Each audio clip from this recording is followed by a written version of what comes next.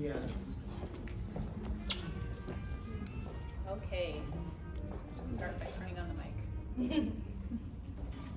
It's on. Checking the power. Okay, great. I was wondering if we could get the music turned down.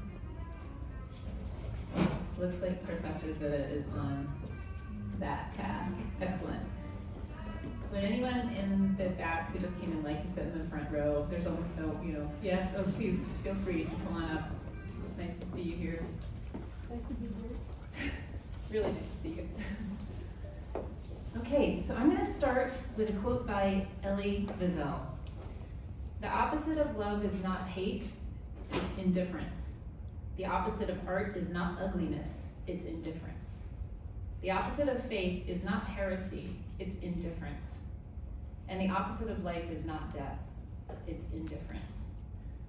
That was printed in the US News and World Report in 1986. And if you don't know who Elie Wiesel was, he was a Holocaust survivor, a Nobel Peace Prize winner, a professor at Boston University, and author of more than 30 books.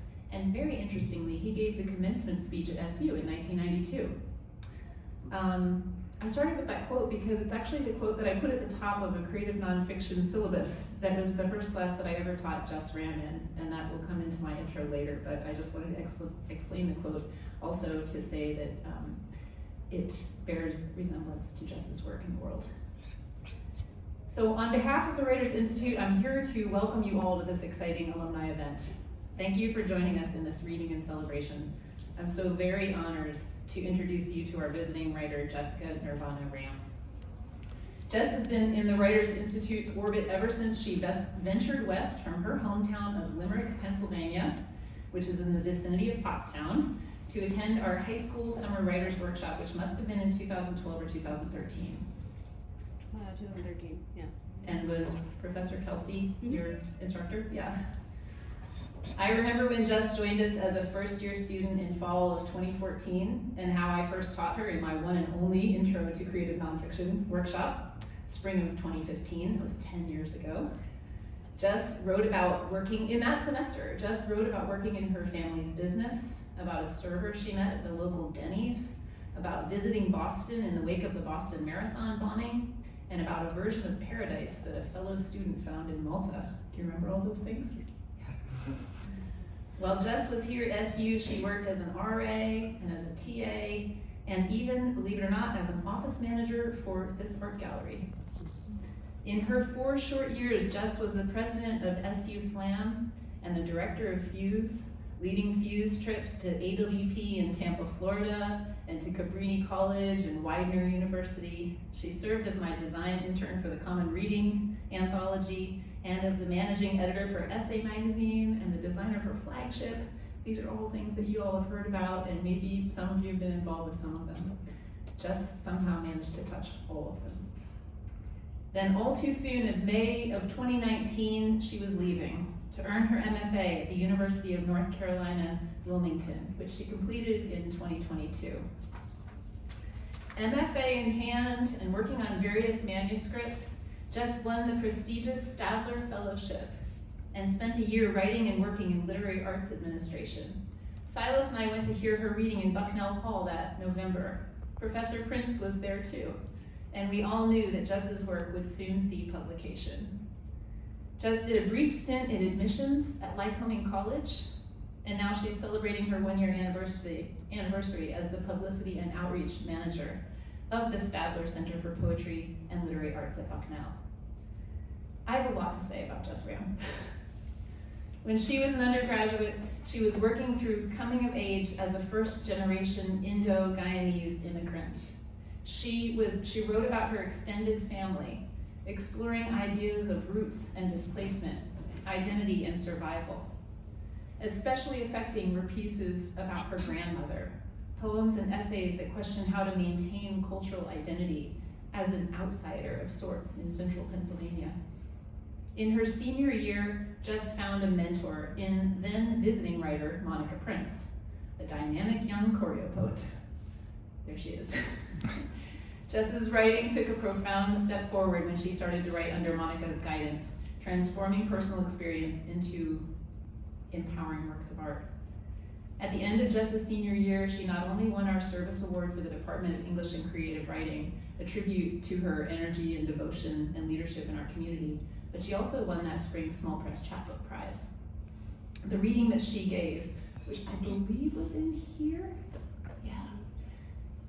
It was totally a different configuration, so it looked different. So in my spatial memory, it was a different space, but it was in here. Yeah, there was like a wall right there. It was based on, so the reading that she gave based on her transformation of trauma into survival and resilience was something I'll never forget. In her writing and her work as an activist and organizer, Jess brings communities together, even during times of duress. This book tour for her debut poetry collection, Earthly Gods, has been to Chicago, Baltimore, Philadelphia. Where else, Jess? We went to North Carolina. I went to Jersey. Yeah, it's been around, and she sells out at her launches. So we're so proud to have you back, Jess, and so grateful to you for sharing your work with us today. I'll just say before I invite her up here that she will read for about 30 minutes, then it'll be open for a Q&A for you all, and then we will have book signings and sales in the back if anybody would like to do that. And then Jess will be back at 7 o'clock giving an SV Slam Masterclass in Fisher 338. Yes, so that's the plan. Everybody welcome Jess Ram.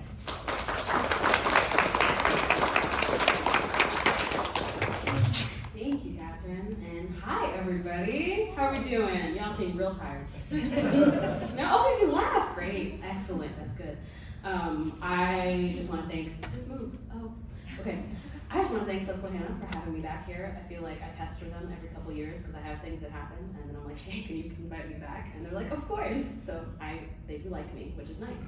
And I don't know, most of my career is due to my time here at Susquehanna. I would not be the person I am. I would not have the confidence in my writing that I do if it wasn't for the time that I spent here and the things that I was a part of in this program were so pivotal to me. So I hope you are all taking full advantage of everything that you have access to here. It's truly one of the best creative writing programs I've ever seen in the country, and you're all gonna go really great places. So yeah, I figure I'm gonna read half from the book, and then you guys will get to see some new work that I've been working on for manuscript number 2, which is done and being submitted already, and manuscript 3, which is currently being worked on. Yeah, okay. So this first poem is I Am Unfit to Raise Daughters. I've always wanted children. At first, sons. Sons are less likely to inherit my mouth, stuffed full of cotton balls, slicked with gasoline, tongue clipped and hung on a clothesline, waiting for a matchstick, a hose, a body to slip back into. I thought I could clad sons in an armor, built of my bones, tie their wrists with yagno pavito woven from veins, sew the Gayatri mantra onto the roof of their mouths. Maybe I believed I could raise honeysuckle sons with sugarcane limbs. Their sweat would taste like rose water and jasmine, their blood condensed milk and clove. With sons, I thought I could rest easy, because with daughters, I will come undone, split at the spine. Daughters will inherit the fire I've always swallowed, kept tamed. In the pit of my belly they will, like Kali Ma, emerge from my forehead as my wrath, bathed in blood, striped red and brown, crimson, glistening under moonlight, tiger skin, a mark of their mother. I know sculpting shields is a waste of time, so I will carve spears from clavicle, crown them with a wreath of cervical vertebrae. My daughters will wear a garland of my lungs, strung together with braided strands of dark hair. I cannot raise them to be like me, to be like a mother whose hands shaped like hummingbird wings, a blur of body undeserving of holding life like theirs. Let me offer them instead chambers of my heart, sliced into thirds, laid atop red hibiscus and lentils. If they press into tender muscle, their fingers will stain with me.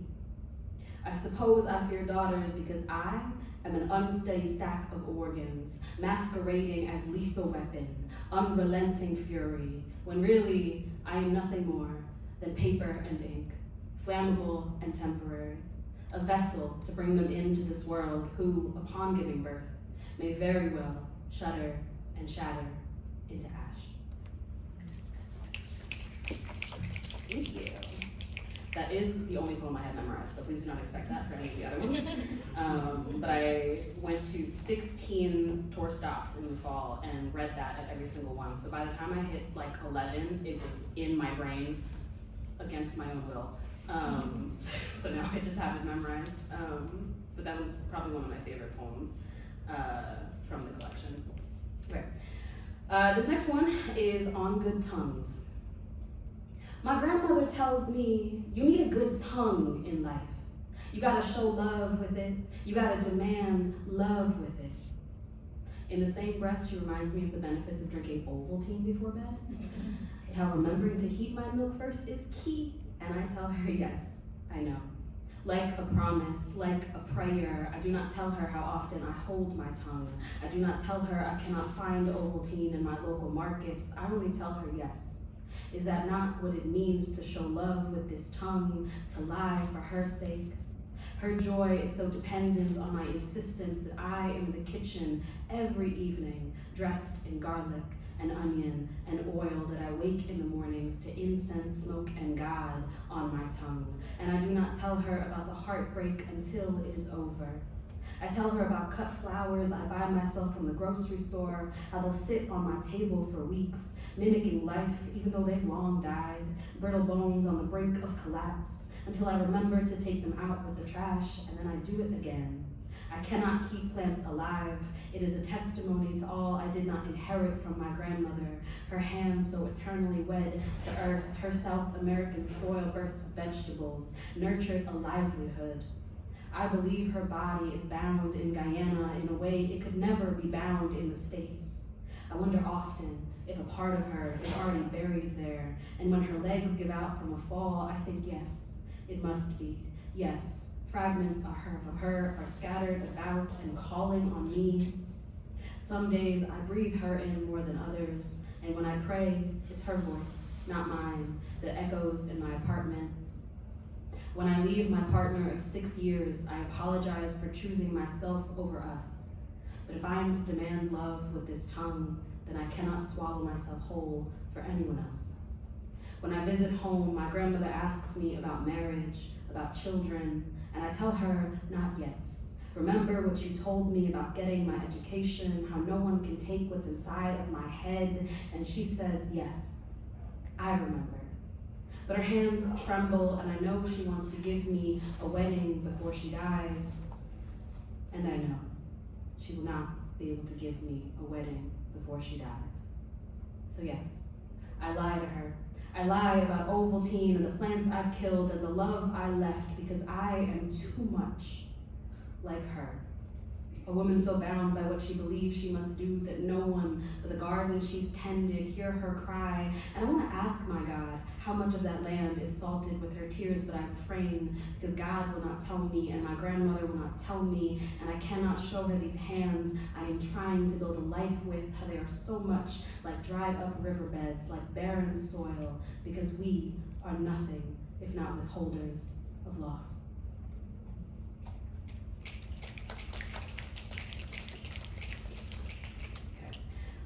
This next one I wrote near the end of writing this manuscript. I found out that I was bipolar, which is a fun little diagnosis. So I had to think through what that meant in the space of the rest of the book, because I had already written a poem called Self-Portrait as Depressive Spiral. So this is its counterpart. This is Self-Portrait as Manic Episode. I nosedive off moon craters into pockets of black holes, siphon stars and collect them in tear ducts and the bends of elbows. I am hollowed and holy, a mess of molecules and light, skirting the corners of my lips to the underside of my fingernails. Watch me pluck Saturn's rings, wear them as bangles. They'll clink and chime against one another, echoing between ribs. Last night I strung Jupiter's moons into a pearl necklace and swallowed it whole. Listen to the way they pinball around my body, settling between shoulder sockets and spinal shifts. Tomorrow I'll weave earrings from the northern lights. How I've always loved their milky emeralds, watercolor wisp like loose ribbon pulled across the horizon. Everything vibrates when I'm like this. Humming lips pressed to my neck, and the floor splits open, showing me God, or a field of marigolds, or my mother's arms. And I let myself fall, descending like Icarus, all caught up in the way my feathers glimmer with wax and sunlight. I am warm and awake and reaching, an apocalypse brimming on my wingtips.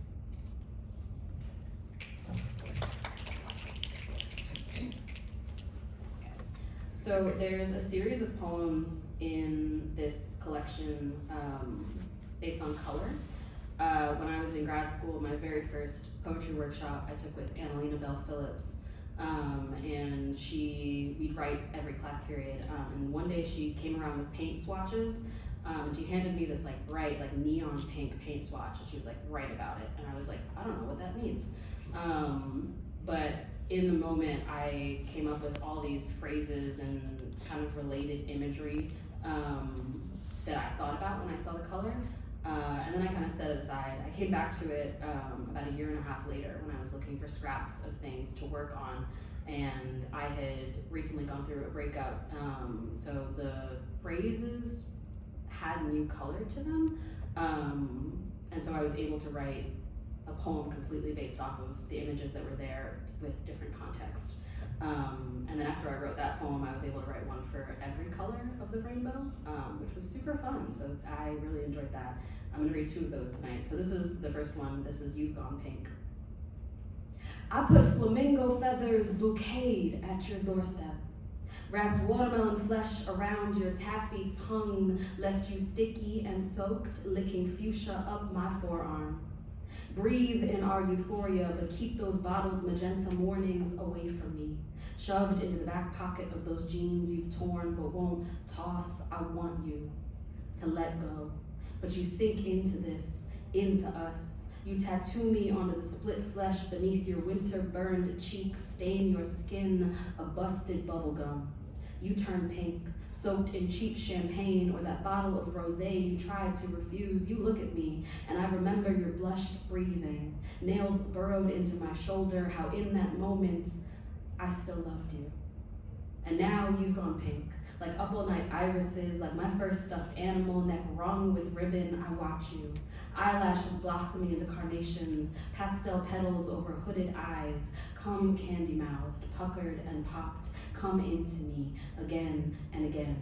This time I'll be the one to swallow you whole, and you can watch how sunrise pools into seawater, how I cup it between my palms, drink its salt, its rose quartz beating across my knuckles. Unhinge your jaw for me, play pretend, believe you are forgiven.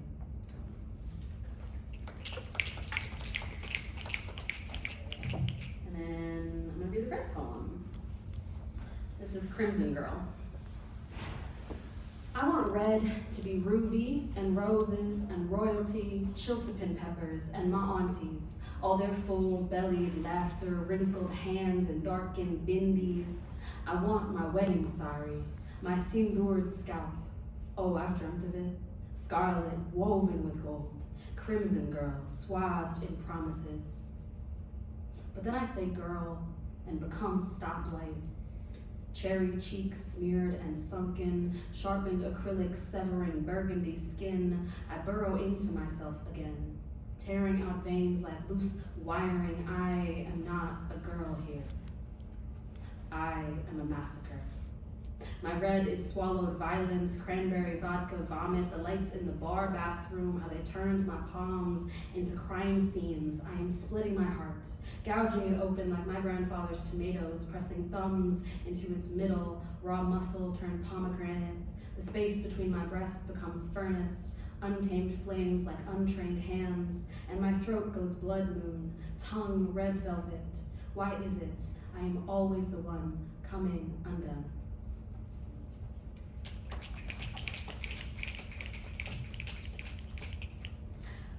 This next one, I have two more from the book.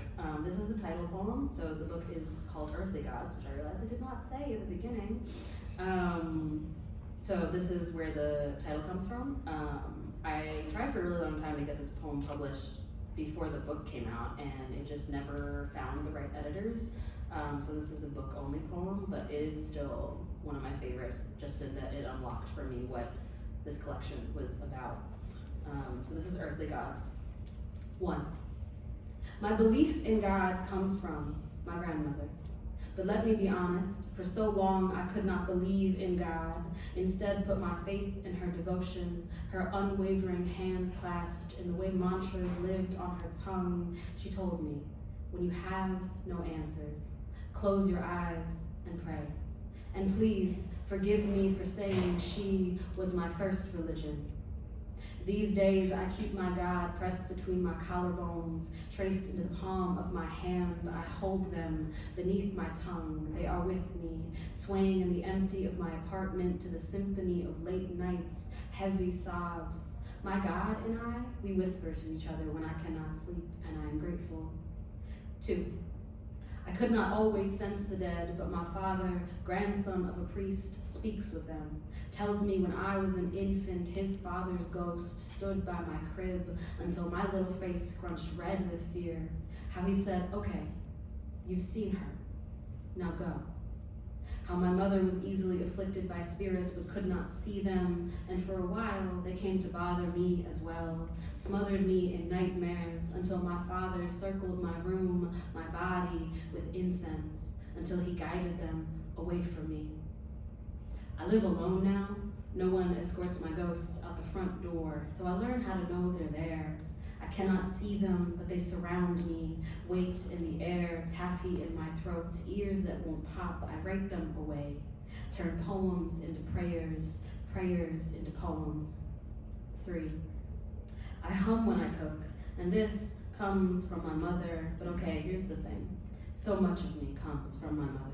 I do not know if I can catalog it all, if I should even try, but I will try because I am stubborn, and that too comes from her. She tells me of Guyana, how she once wrote a poem, won a contest, was asked to read it when they unveiled the new bus station in her village, and she was too scared to do it. She often wishes she'd held on to that poem. When she is pregnant with me, she writes a letter to an unborn daughter.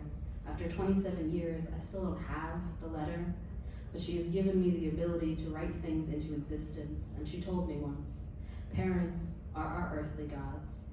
I watch as she bathes her mother, bowed at her feet, and suddenly I imagine my mother, myself, bowed at her feet.